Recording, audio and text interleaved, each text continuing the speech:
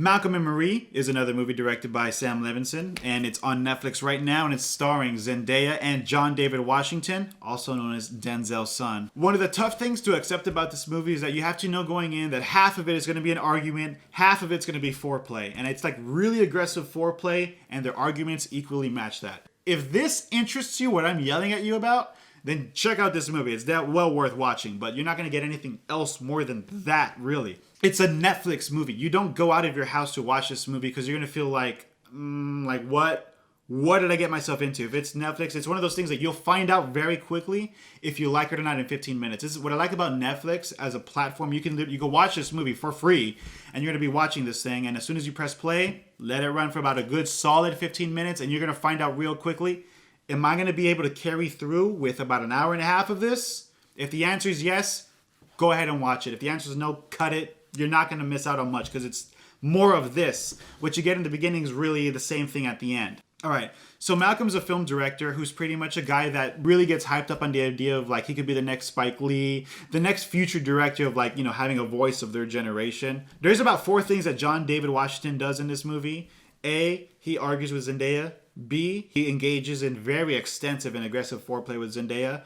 C, he eats macaroni and cheese rather angrily. Like, I've never seen someone so upset, so stressed, and so forced while eating macaroni and cheese. Like, he's like,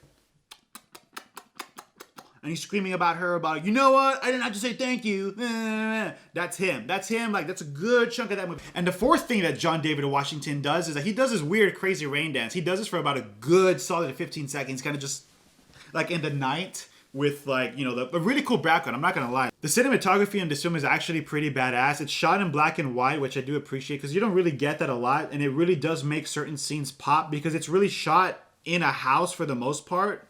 But having it in black and white really makes things pop in and out differently than it would have if it's in color. The actual camera work of panning shots of characters doing interesting stuff. Like, there's a scene where he's kind of walking around the house and partying, but it just looks cool because the camera doesn't cut. And you can tell these actors are actually, like, acting. There's also, like, a guy out behind the camera actually catching the cool shit that's going on while it's being all continuous. There's a good portion of this movie where you're really finding out, like, she's like, you could tell that with Zendaya's character with the cigarettes that she's smoking throughout the scenes, because this whole movie takes place in the night, and then you find out that she was an ex-addict, and you're like, okay, shit, there's some real depth to this character. The biggest thing that everyone's going to be talking about in this movie is going to be Zendaya's performance. Like, honestly, I was doing some research on her, and I found out that she was 24 years old, and I was like, she shows a lot of emotional maturity. You can't just find that performance in anyone. You have to know your shit as an actress to really understand, like, okay, this is what I'm gonna be doing in this scene. Like, you can tell she's a hell of an actress. I wouldn't be surprised if by the age of 30 she's gonna have an Oscar under her hands. It might be this movie, honestly. Like, with the way things are planning out for 2021, this might be the movie with the performance in it that wins the Oscar. So, you know how I mentioned in the movie how Malcolm, he came back from a movie premiere and everything? Well, the movie that he wrote was based on her life. It was about, an ex-addict that was recovering and all this stuff.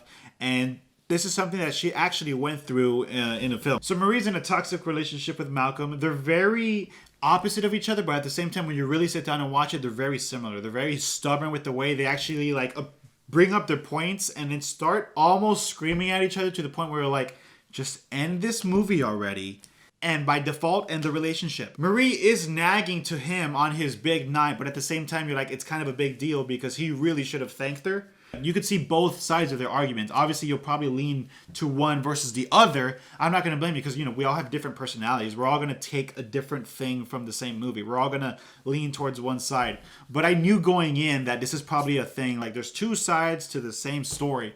And I can appreciate that. It's a movie that I legitimately liked. I sat through it. I did appreciate the references to good films that Spike Lee's made. When I was sitting down and watching this movie, I was like, this movie really is about, like, Hollywood people kind of telling the audience this is the kind of stuff that Hollywood people have to go through. I know it sounds a little bit like bullshit, but when you sit down and think about it, it's like, yeah, you're kind of right. Honestly, this is a pretty toxic couple. The only couple I could think of that's worse than this one's probably going to be Johnny Depp and Amber Heard. Like, if you've seen the headlines on that one, like, where, he threw a bottle at her, and then he started screaming at her, and then she was secretly filming, like, oh, are you fucking filming me? You fucking filming me right now? And then, like, he's, like, starts screaming at her, and then she shows up to the judges, but only for us to find out that she was beating him?